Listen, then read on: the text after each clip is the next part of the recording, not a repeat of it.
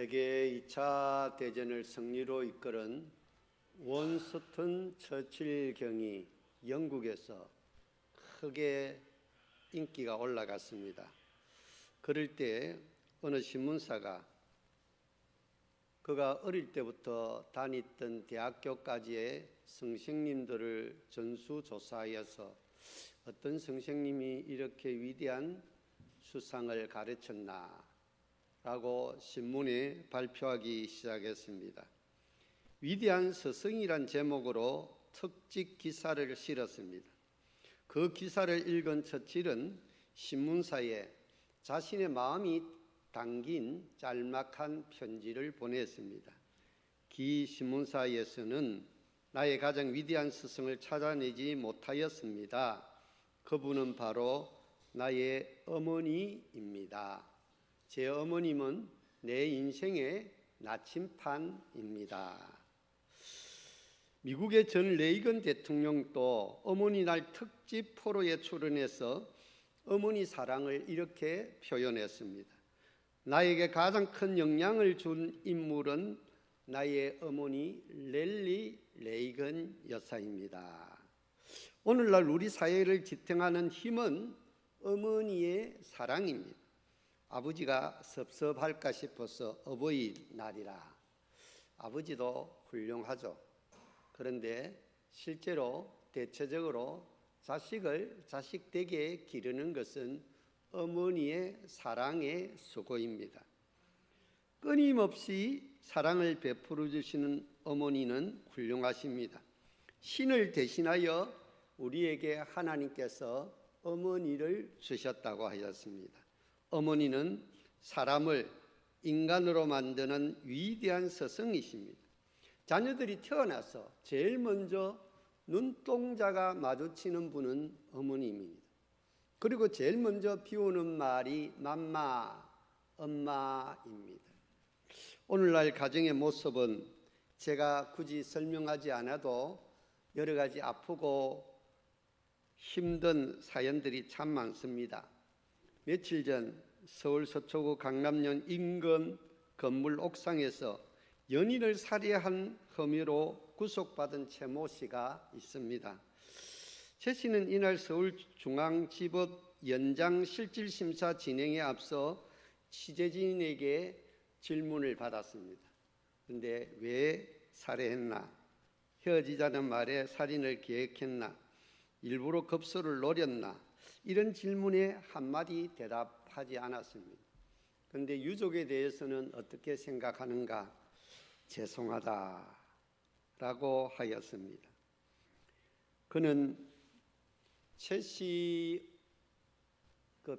그러니까 죽은 이 언니, 죽은 여인의 아가씨의 언니가 이 자기 여동생이 참 착했다는 것입니다. 그래서 최 씨와 사귀는데 헤어지자고 하니까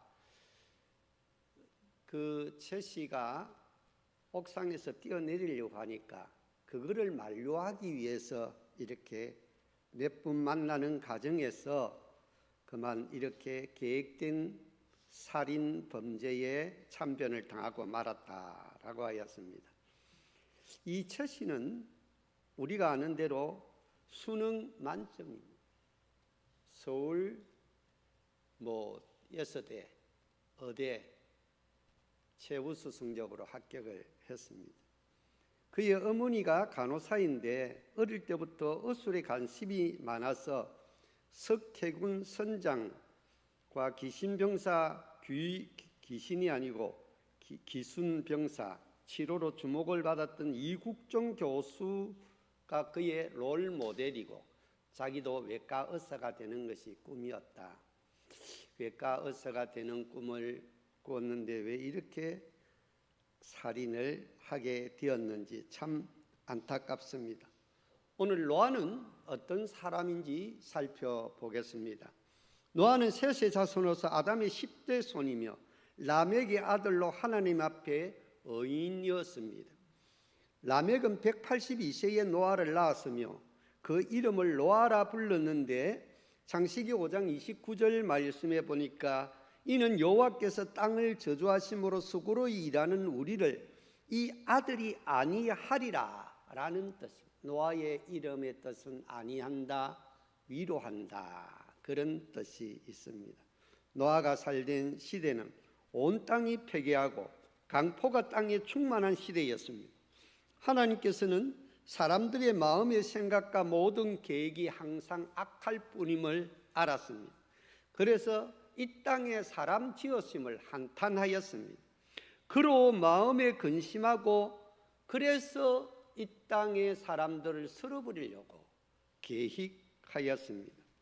그러나 그 중에 노아는 하나님의 은혜를 입었고 그 인종 말살 정책에 노아는 하나님의 말씀에 순종하여서 방주를 지어서 구원을 새로운 세상의 조상이 될 수가 있었습니다. 노아는 첫째로 당대의 의인이었습니다. 창세기 6장 9절 말씀입니다. 노아의 시대에는 하나님께서 사람을 보실 때 죄로 완전히 어긋나 회복에 불가능한 상태였습니다. 이런 암흑한 상황 가운데 살면서 노아는 어렵게 살았습니다. 여기서 의인이란 하나님 앞에서 아무런 결격 사유가 없는 자라는 뜻이 아니고 상대적으로 당시의 사람들에 비해서 선하고 정직하며 덕이 있었음을 말하고 있습니다. 그 당시 모든 인간의 상태는 로마서 3장 10절에서 18절에 나와 있습니다. 기록된 바 의인은 없나니 하나도 없으며 깨닫는 자도 없고 하나님을 찾는 자도 없고 다 치우쳐 함께 무익하게 되고 선을 행하는 자는 없나니 하나도 없도다 라고 쭉 말씀을 하시고 있습니다. 그럼에도 불구하고 하나님께서는 노아를 의인으로 칭해 주셔서 그 가정을 구원해 주셨습니다. 히브리서 11장 7절 말씀을 한번 읽어보도록 하십시다. 히브리서 11장 7절 말씀, 믿음으로 노아는 아직 보이지 않는 일에 경고하심을 받아 경외함으로 방주를 준비하여 그 집을 구원하였으니 이로 말미암아 세상을 정죄하고 믿음을 따르는 의의 상속자가 되었느니라.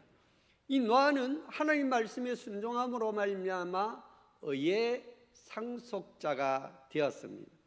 또한 노아는 당 시대의 완전한 사람이었습니다. 당시의 완전한 사람이라는 것은 동시대 사람들 중에 또한 노아가 살아가는 생애 중에 다른 사람들보다 경건성과 도덕성과 탁월성을 유지했다라는 뜻입니다. 이것은 노아가 어렵고 완전한 자라는 절대적인 개념이 아니라 상대적인 개념입니다. 우리도 사람 사이에 살아가면서 저 사람 참 법 없어도 산다, 저 사람 참 믿음이 좋다 이렇게 표현을 하지 않습니까? 그렇듯이 저 사람 참 덕스럽고 은혜스러운 사람이다, 이런 표현의 개념이라고 보시면 되겠습니다. 그래서 그 당시에 성도도 불신자와 다름없는 죄된 성품을 지닌 자요 육적인 죽음이 예정된 자였으나 그리스도의 구속으로 그 신분이 하나님의 자녀로 변했습니다. 그래서 노아는 하나님의 자녀답게 구원을, 생명을 이루는 생명의 한계의 모습을 보여주고 살았다라는 것입니다. 그리고 노아는 하나님과 동행한 사람이었습니다. 노아가 의인, 완전한 자로 불릴 수 있었던 것은 그가 하나님과 함께 동행했다는 것입니다. 에녹이 하나님과 함께 동행함으로 이 땅의 죽음을 보지 아니하고 성천하였듯이 노아도 하나님과 함께 동행하며 전적으로 하나님의 은혜를 입은 사람이었습니다. 하나님께서는 오늘 우리에게 온전하심을 원하고 계십니다. 마태복음 5장 48절 말씀을 다 같이 한번 읽어보십시다. 시작. 그러므로 너희도 온전하라. 그렇습니다. 우리 성도들은 예수 안 믿는 사람들에 비해서 더 온전한 삶을 살아야 되는 줄로 확신합니다. 디모데전서 4장 12절에 보니까 이 어린 디모데에게 사도 바울은 믿음의 아버지로서 오직 말과 행실과 사랑과 믿음과 정절에 믿는 자의 본이 되라 라고 말하고 있습니다. 따라하시다. 믿는 자의 본이 됩시다. 안 믿는 사람들보다는 좀 나은 삶을 살아야 된다. 경건한 삶을 살아야 된다. 어려운 삶을 살아야 된다. 덕스럽고 은혜스러운 삶을 살아야 되는 줄로 믿습니다. 그런데 이 노아의 가정도 무너지는 모습을 오늘 본문에서 보여주고 있습니다.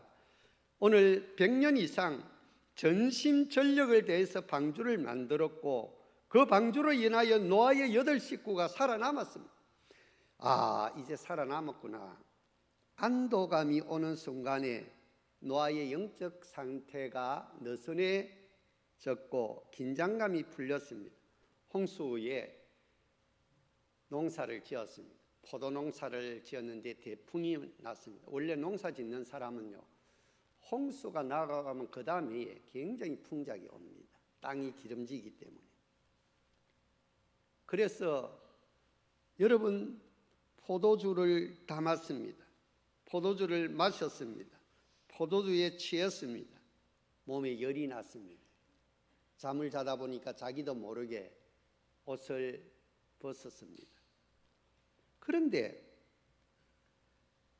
그 하체를 본 둘째 아들이 그만 사람들에게 소문내기 시작합니다. 아버지의 허물을 들춰내었습니다. 아버지가 술 자시고 취해서 그렇게 됐다. 비방하는 쪽으로, 아버지의 인격을 무시하는 쪽으로. 물론 아버지가 잘못했습니다. 그런데 둘째 아들이 이렇게 함을 알고 노아는 성이 났습니다. 그래서 그만 분노하여 둘째 아들을 저주한 것이 아니라 그의 손자 가나안을 저주하고 말았습니다. 그러므로 그 가정이 흔들리기 시작하였습니다. 우리들의 생활도 마찬가지입니다. 예수 믿는 가정이라도 이러면 안 되는데, 은혜 받은 가족이라고 이런 실수를 반복하면 안 되는데, 그러다 보면 서로 비방하게 됩니다. 서로 허물을 드러내게 됩니다. 그러다 보면 인간관계가 흔들리고 뒤틀린 모습이 생기게 됩니다. 바른 가정들은 더 견고하고 튼튼한 여호와를 경외하는 행복한 가정들이 되어야 되는데, 어느 가정은 믿음이 있는데도 무너지는 모습을 보여주고 있다는 것입니다. 노아는 그동안 하나님을 경외하는 것을 보여주었고 하나님과 동행하는 것을 보여줬고 100년 이상 방주를 온전히 짓는 일에 헌신하고 봉사하고 영적인 아름다운 모습을 보여주었습니다. 그런데 한순간에 보여주면 안 될 실수를 하게 되었습니다. 그 순간에 어떤 자녀가 그것을 견디지 못하고 덜추어 내었습니다. 그러면 노하고 자기가 잘못해서 그랬으니까 뭐 그럴 수도 있지 하고 다음부터 조심해야 되겠다 이러면 생각하면 되는데, 사람이 그렇습니까? 성이 낳는 것입니다. 순간적으로 욱하는 성질이 나서 술이 깨었지만 완전히 깬 상태가 아닌 것 같아요. 그래서 이 괘씸한 것, 지가 내 때문에 살았는데 하면서 그만 함을 저주하지 않고 함의 아들 가나안을 저주하였습니다. 사무엘상 25장 14절에서 44절까지의 말씀을 보시면 분노하는 다윗의 모습이 나옵니다. 다윗이 자기를 따르는 600명 중에 400명의 칼을 삐어서 다 이 나발의 집의 남자들을 다 죽이러 쳐들어가고 있습니다. 그 내용을 여러분들이 사무엘상 25장을 한번 읽어보시기 바랍니다. 잘 아는 내용이지만 그때 아비가일이 그 소식을 듣고 빨리 떡을 준비하고 고기를 준비하고 무화과를 준비하고 선물을 준비하고 정도를 보내고, 그리고 자기가 다윗 앞에 엎드려 다윗이 나발 집안의 모든 남자를 내일 아침까지 다 죽이려고 하는 살기가 등등한 그 마음을 안정시켜주는 모습을 보여주고 있습니다. 지혜롭게 처신하는 아비가일은 나중에 다윗의 부인이 됩니다. 미련하고 어리석은 나발은 갑자기 몸이 굳어져서 죽어버리고 맙니다. 우리 감천교회 사랑하는 교우들의 가정들은 영적인 가치관을 존중히 여기는 하나님의 가정들이 되시기를 주의 이름으로 축원합니다. 어느 순간에 노골적으로 육적인 가치관이 들어오면 절제력을 잃어버리고 가정이 뒤틀리고 가족 간의 관계가 무너지고 맙니다. 나는 어떻습니까? 우리의 가족은 어떻습니까? 나는 나의 자녀들에게 무엇을 보여주고 있습니까? 나는 술 먹는 모습, 분노하는 모습, 노름하는 모습, 저주하고 함부로 욕하는 모습, 게으른 모습, 무책임하고 이중적인 모습, 너무나 세속적이고 인간적인 모습을 보여주는 것은 아닙니까? 형제 자매들에게는 어떻게 하고 있습니까? 부모들은 말로 자식을 교육해도 말이 남는 것이 아니고 부모들의 삶, 부모들의 행동이 남는 줄로 믿으시길 바랍니다. 그렇기 때문에 나 자신의 잘못된 모습 때문에 그 자식 속에 있는 마음에 하나님이 밀려나고 하나님이 떠나는 경우가 많이 있다는 것입니다. 그래서 나 자신의 비신앙적인 세속적인 가치관 때문에 그 자식 속에 믿음이 희미해지고 구원의 문제, 영적인 문제가 흔들린다고 하면은 그 가정은 문제가 있는 가정입니다. 우리 감천교회 교우 모든 가정들에게는 영적인 가치를 최우선적으로 여기는 부모들, 가정이 되시기를 주의 이름으로 축원합니다. 예배드리는 모습, 기도하는 모습, 찬송하는 모습, 성경 필사하는 모습, 정말 인간적으로 좀 부족하고 세상적으로 좀 못해준다 하더라도 하나님 제일주의 신앙과 영적인 분위기를 심어주는 그런 부모들이, 그런 가정들이 되시기를 주의 이름으로 축원합니다.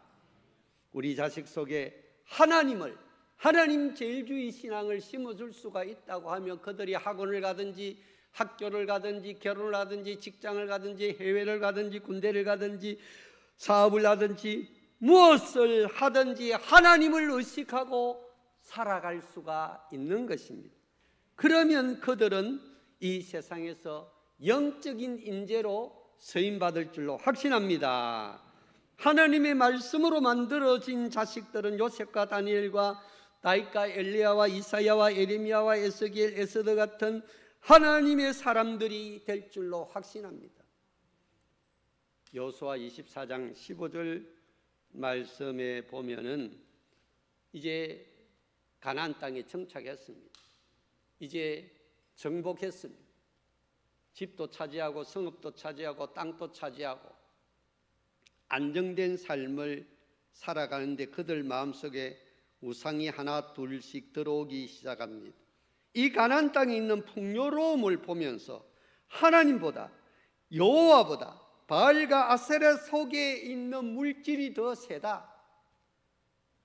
이 쾌락주의, 물질주의, 이 세속주의가 틈타기 시작했습니다. 그러니 자연스럽게 하나님 신앙을 밀어내고 세상적인 우상들로 채우기 시작할 때 여호수아는 결단을 합니다.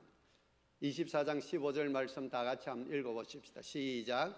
만일 여호와를 섬기는 것이 너희에게 좋지 않게 보이거든 너희 조상들이 강 저쪽에서 섬기던 신이든지 또는 너희가 거주하는 땅에 있는 아모리 족속의 신들이든지 너희가 섬길 자를 오늘 택하라. 오직 나와 내 집은 여호와를 섬기겠노라. 할렐루야. 이 고백이 저와 여러분들의 고백이 되기를 주의 이름으로 축원합니다. 실수를 용납하는 가정이 아름다운 가정입니다.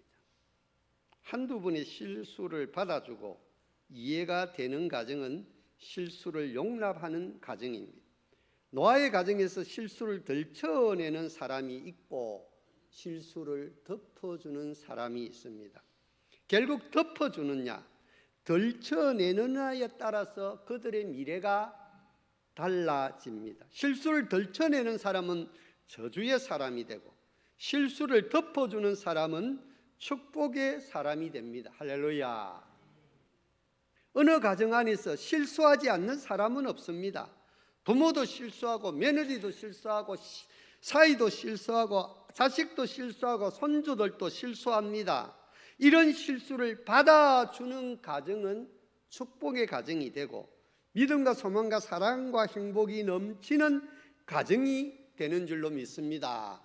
그러나 이 실수를 덜쳐내는데 우리는 너무나 익숙해 있습니다.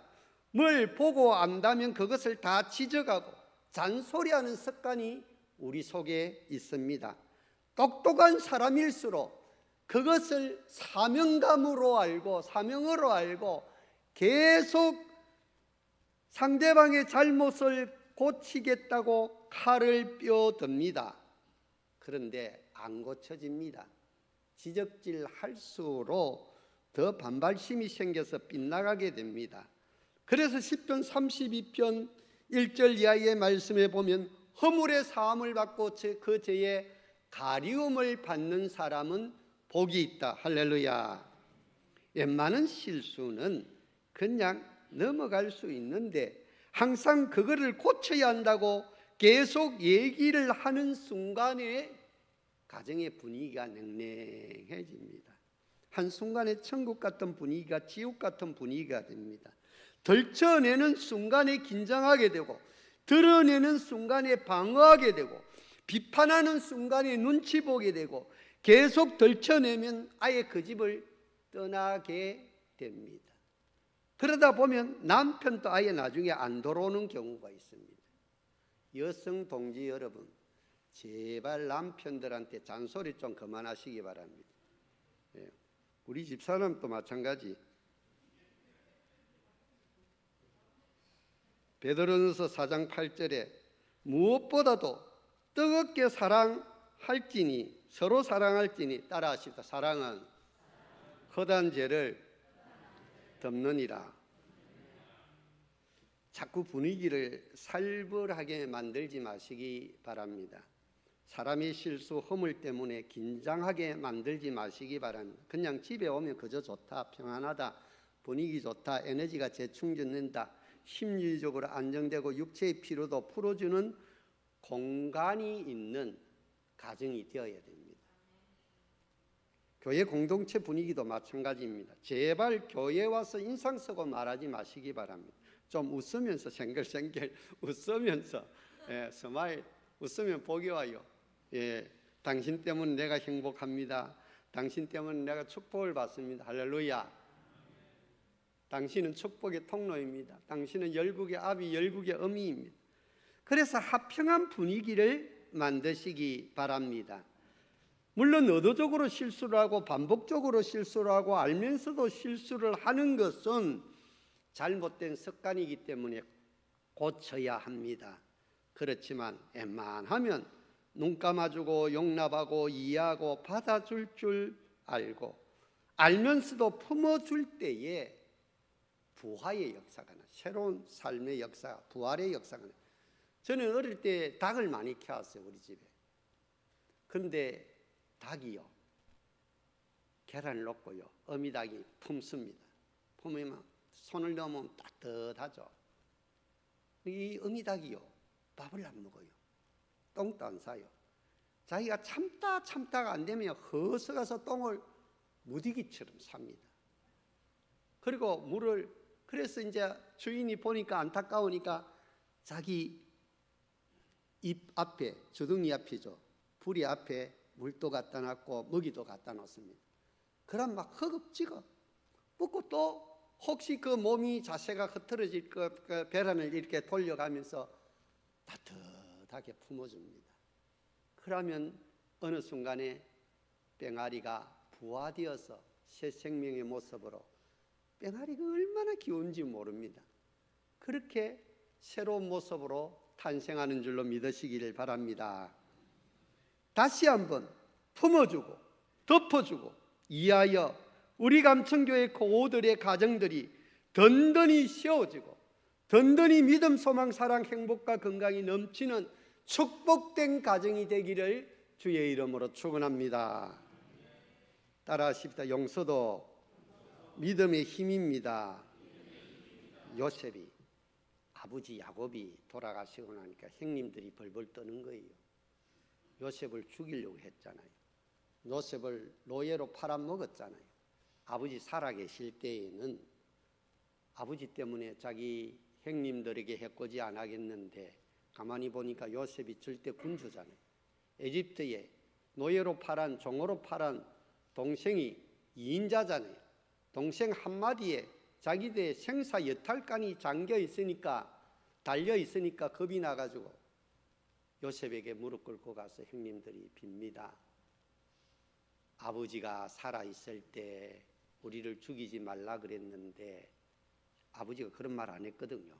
근데 말을 지어내는 거예요. 겁이 나니까, 더러우니까. 그러니까 창세기 50장 19절에 요셉이 그들에게 이르되 두려워하지 마소서. 내가 형님을 대신하리이까. 나는 하나님이 아닙니다. 당신들을 용서하고 안 하는 것은 하나님의 주권입니다. 나는 당신들을 있는 그대로 볼 수밖에 없습니다. 50장 20절에 당신들은 나를 헤아려 하였으나 하나님은 그것을 선으로 바꾸사 오늘과 같이 많은 백성의 생명을 구원하게 하시려 하셨나니 당신들은 두려워하지 마소서.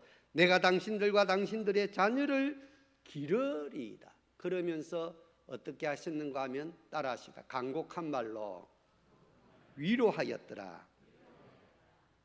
결과는 하나님께서 주관하시고 원수 갚는 것은 하나님의 주권이지 우리 주권이 아닙니다.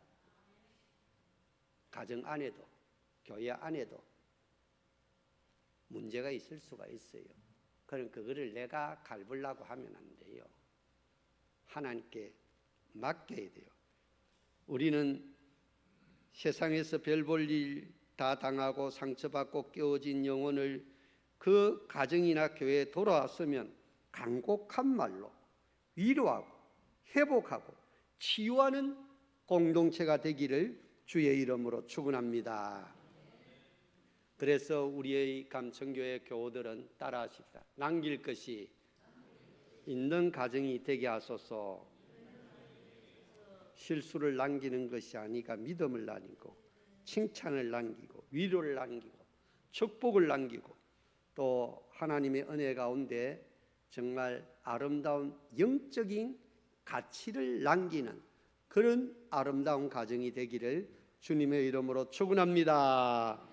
사랑과 은혜가 충만하신 하나님 아버지, 우리 가정이 무너지고 있습니다. 흔들리고 있습니다. 뒤틀려 상처, 수성이 흔적이 있는 가정도 있습니다. 그러나 우리들은 다시 한번 우리 가정들을 세워나가는 하나님의 사람들이 되게 하여 주시옵소서. 우리 가정의 주인은 하나님인 것을 깨닫게 하여 주시옵소서. 서로 용납하고 이해하고 용서하고 끝까지 품고 사랑하여 새로운 생명으로 살아가게 하는 영적인 부모들이 다 되게 하여 주시옵소서. 예수님의 이름으로 기도 올리옵나이다. 아멘. 다 같이 찬